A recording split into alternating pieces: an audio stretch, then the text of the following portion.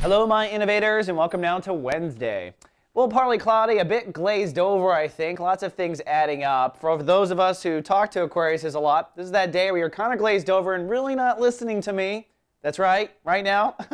But emotionally, you're going to find that's because you're really tied up with your higher self. The moon has moved into the 12th house, or 12th consciousness of our beings, which for you is your connection to your higher self. So the moon is really kind of connecting you emotionally to either your higher wisdom or even lower wisdom, being old memories that you've squashed, it's childhood stuff.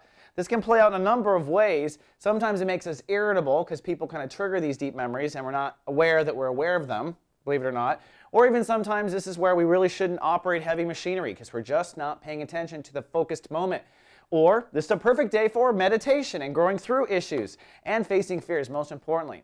Now, I add all this up also because the sun, our consciousness, is really well into Libra. It's ruled by Venus today, so the overwhelming vibe on the planet is love, creation, and compassion.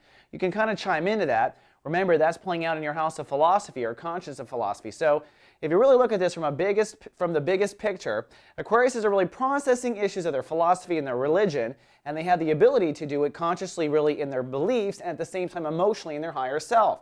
Therefore, don't operate heavy machinery. Plus, let's not forget on top of all that, we've been invested with a water soul pyramid, really allowing us to mature emotionally in certain areas. We've got a Mercury retrograde saying think differently about your career, look at it again from a different perspective.